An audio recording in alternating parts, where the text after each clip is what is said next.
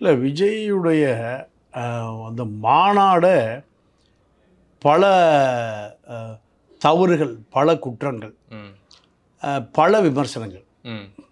மாநாடு அதாவது நிர்வாகிகள் மாநாடு, மாவட்ட மாநில நிர்வாகிகள் மாநாடு. மாவட்ட நிர்வாகிகளும் மாநில நிர்வாகிகளும் சந்திக்கிறார். அப்படி சந்திக்கிற பொழுது மொட்டை வெயில், 12 மணி உச்சி வெயில். அவர்களிடம் அவர்களை கருத்தை பதிவு செய்வதற்கு கூட அங்கே ஒரு வாய்ப்பு இல்லை. நீங்கள் அப்போது ஒரு கட்சிக்கு மாவட்ட நிர்வாகி, மாநில நிர்வாகி எப்படி நடத்த வேண்டும் என்ற அடிப்படை பண்புகள் கூட அவருக்கு போய் சேரவே இல்லை. நீங்கள் அதிமுக திமுக என்ன பண்ணுவாங்க, திருமண மண்டபத்தில் நடக்கும், சேர் இருக்கும்,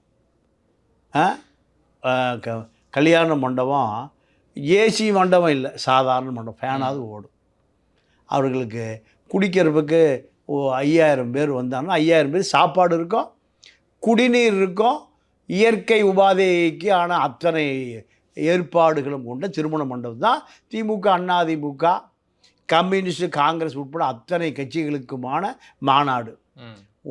இது சேலத்தில் உச்சி வெயில், மொட்டை இடம், வெயில். அதில் ஒரு மயங்கி விழுந்து செத்தே போயிட்டான். விக்கிரவாண்டியிலிருந்து சேலம் வரைக்கும் 49 பேர் இறந்துருக்கான். விக்கிரவாண்டி மாநாட்டில் நீர்ச்சத்து வற்றி டாய்லெட் தண்ணியை குடிச்சிட்டு போனாங்கிற செய்தியை விஜய் பேப்பரே படிக்கலை, விஜய்க்கு யாரும் சொல்லலை. இப்போ செங்கோட்டையன் எடப்பாடி கோட்டையில் ஒரு ஓட்டையை உருவாக்க வேண்டும் என்று தான் அங்கே கூட்டம் நடந்தது. ஆனால் செங்கோட்டையனை எதையுமே கேட்கல. செங்கோட்டை இப்போ என்ன நினைக்கிறாருன்னா, ஏண்டா அந்த கட்சிக்கு வந்தோம், திரும்பி போகலாமா, எடப்பாடி சேர்த்துவாரா, நமக்கும் சசிகலா ஓபிஎஸ்ஐ போல நிலம் வந்துருச்சேன்னு தினம் வருத்தப்படுறாரு செங்கோட்டை. இதே போல் அந்த மாநாடு எந்த கட்சிக்கும் எந்த தகவலும் சொல்லலை.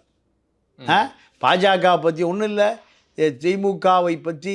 திமுக இன்றைக்கி அண்ணாமலை நேற்று கோர்ட்டில் 2 கப்பல் வாங்கியிருக்கேன்னு ஸ்டேட்மெண்ட் வாங்கியிருக்கேன். 2 கப்பல், 10 கப்பல் புகார், கடைசியாக 2 கப்பல். கால்ஸு மதுபான ஆலை 1000 கோடி, கிங்ஸ் கெமிக்கல் 1000 கோடி, இதெல்லாம் அண்ணாமலை எடுத்திருக்காரு வெளியில். இது போன்ற திமுக மீது எந்த ஊழல் புகாரோ சொல்லலை. பட்டும் படாமல், தொட்டும் தொடாமல்.